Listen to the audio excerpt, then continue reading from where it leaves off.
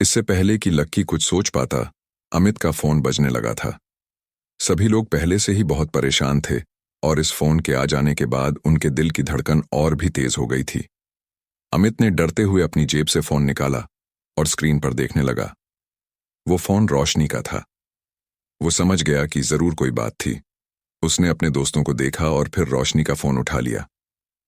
हाँ बेबी, ठीक है, ठीक है, मैं अभी आ रहा हूं, मैं अभी आ रहा हूं, अमित ने कहा और फोन रख दिया। क्या हो गया भाई? लक्की ने पूछा। यार, कोयल को उसके पिता का भी थोड़ी देर पहले फोन आया था। वो कह रहे थे कि भले ही गलती मोहित ने की थी, लेकिन फिर भी कोयल को उसके सामने झुकना पड़ेगा।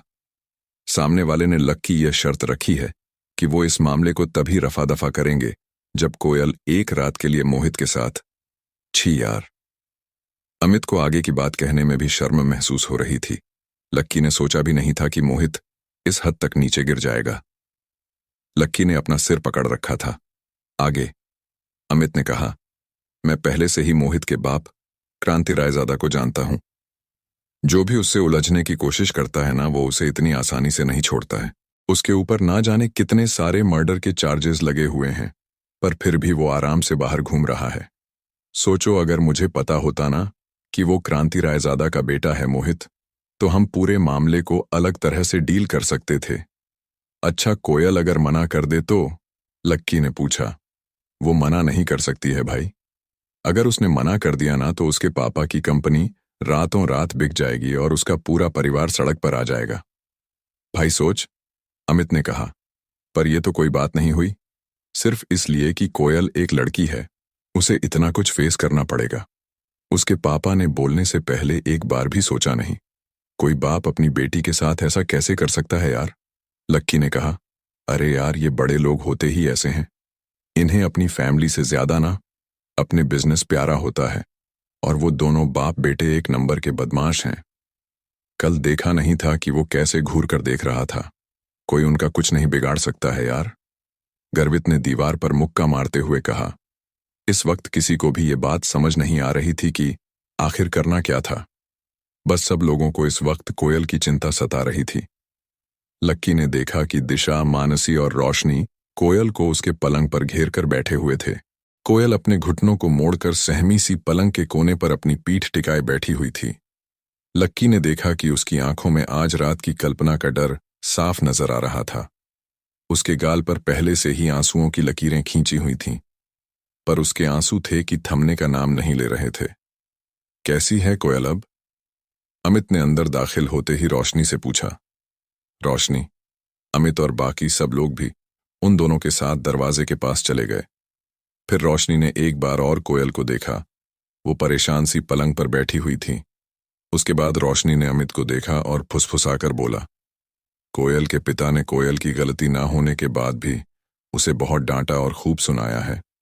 वो पिछले 3 घंटे से बैठकर रो रही है, फिर भी उसके पिता यही चाहते हैं कि वो आज रात मोहित के साथ बिताए।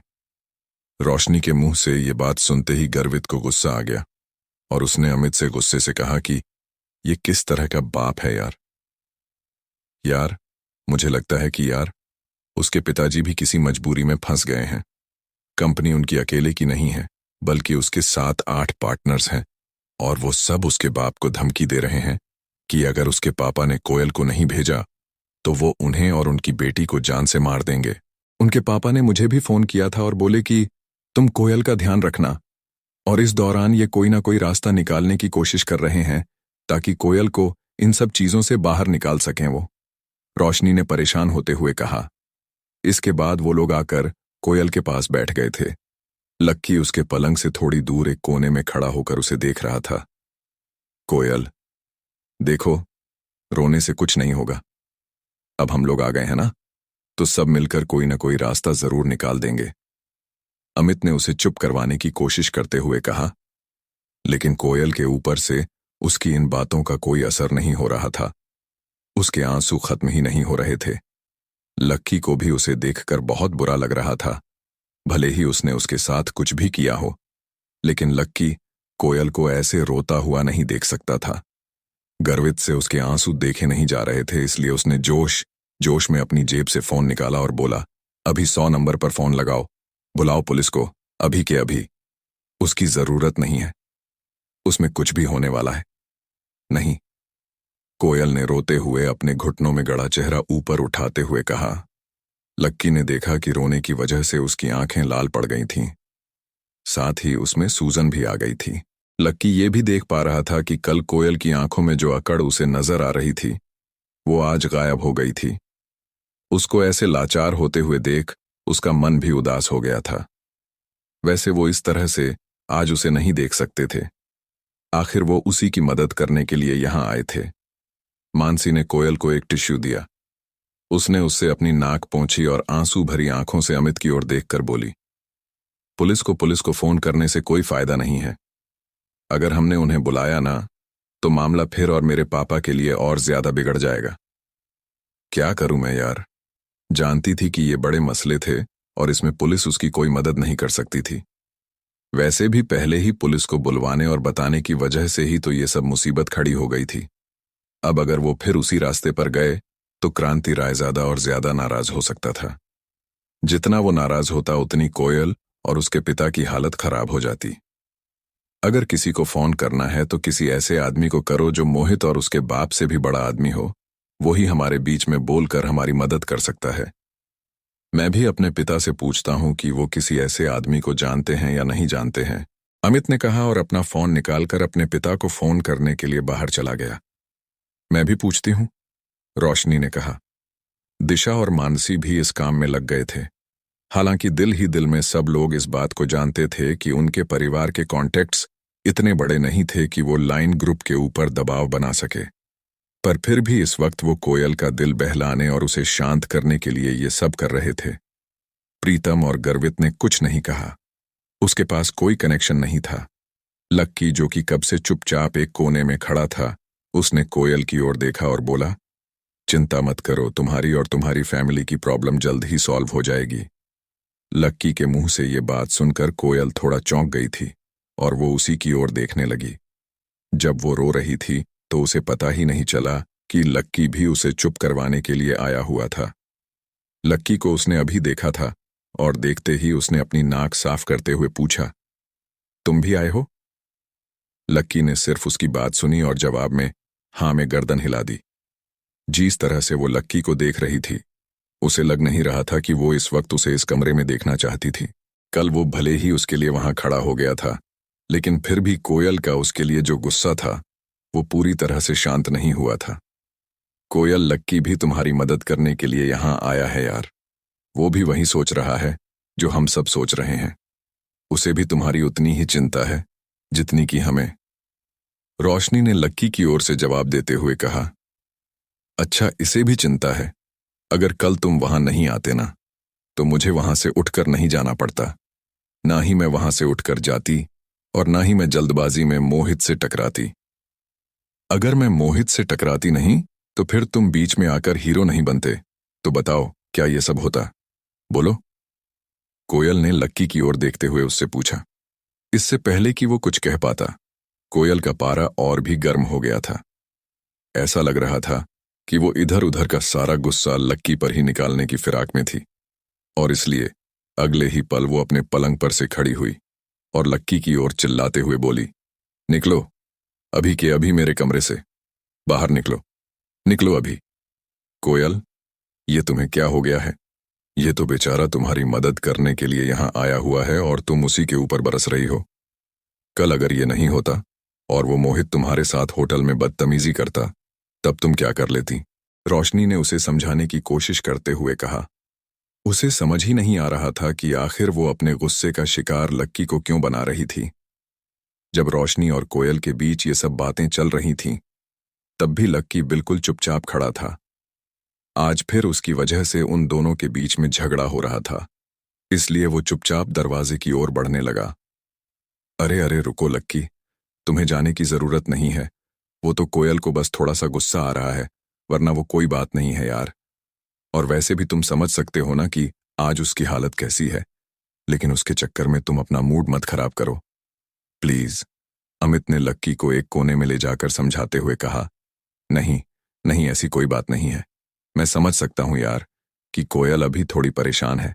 मैं उसे और परेशान नहीं करना चाहता, तुम उसे जाकर कह दो कि चिंता करने की कोई बात नहीं है, अभी थोड़ी ही देर के अंदर सब कुछ ठीक हो जाएगा, लक्की ने कहा और अमित के कंधे पर अपना हाथ रखकर वो दरवाजे के बाहर निकल गया। आज के बाद ना इस लड़के की शक्ल नहीं देखना चाहती मैं, कोयल ने अपने दांत पीसते हुए कहा और फिर अपने पलंग पर बैठ गई। फिर जब उसने देखा कि अमित उसे देख रहा था तो उसने अपना फोन उठाया और बोली, मैं अभी अपने स्कूल के दोस्त प्रशांत को फोन करके देखती हूं, उसके पापा भी बड़े आदमी हैं, क्या पता वो हमारी कुछ मदद कर सके। कोयल ने अपना फोन निकाला और अपने दोस्त को फोन लगाने लगी। इधर बाकी के लोग भी अपने अपने फोन पर ही लगे हुए थे। कोई अपने किसी अंकल को फोन कर रहा था तो कोई अपनी किसी आंटी को, लेकिन उनमें से कोई भी ऐसा नहीं था जो कि कोयल की मदद कर सके।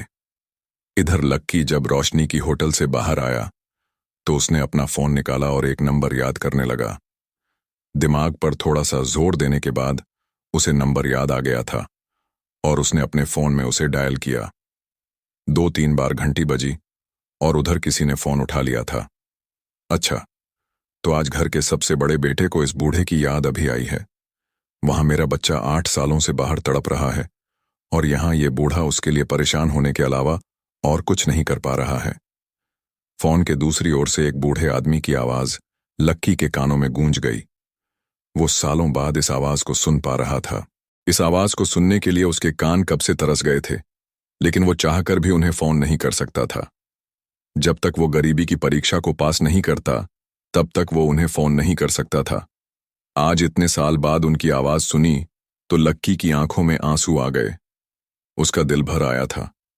सालों से उसे अपनी अकेलेपन की आदत सी हो गई थी कि वो भूल गया था कि उसका कोई परिवार भी था। उसकी आंखों में आंसू थे, लेकिन वो मुस्कुरा भी रहा था। काशीनाथ जी, आप कुछ ज्यादा ही गंभीर होकर बात नहीं कर रहे हो। आपको आइडिया नहीं है कि आपकी आवाज इतने सालों बाद भी सुनकर ना मुझे कितनी खुशी हो रही है। वैसे मैं आपसे कुछ काम की बात करना चाहता हूं, इसीलिए आपको फोन किया है, लक्की ने कहा। हाँ, बताओ, ये बूढ़ा तुम्हारी क्या मदद कर सकता है? काशीनाथ जी ने पूछा। अब क्योंकि मैंने वो परीक्षा पास कर ली है तो इसका मतलब मैं परिवार के सारे अधिकारों का इस्तेमाल कर सकता हूं ना? लक्की ने पूछा। हाँ भाई, परीक्षा तो परसों ही पार कर गए थे और परिवार ने आपके ऊपर से सारी बंदिशें भी उसी दिन हटा दी थीं। काशीनाथ जी ने कहा। ठीक है, तो मैं क्रांति रायजादा, जो कि लॉयन ग्रुप ऑफ कंपनीज के मालिक हैं, उनसे साफ शब्दों में कुछ कहलवाना चाहता हूं। Lion group? ये लायन ग्रुप किसका है? काशीनाथ जी ने अपने दिमाग पर थोड़ा सा जोर देते हुए याद करने की कोशिश की, लेकिन उन्हें कुछ याद नहीं आ रहा था। दिल्ली का ही एक छोटा सा ग्रुप है, लक्की ने कहा। वो जानता था अग्रवाल एंड अग्रवाल नाम का उनका ग्रुप पूरे देश में फैला हुआ था और उनके ग्रुप के आगे ये लायन ग्रुप कुछ भी नहीं था। ओह अच्छा, दिल्ली की कंपनी है। हाँ, तो हो जाएगा। मैं अभी रुस्तम डांगी को फोन कर देता हूँ।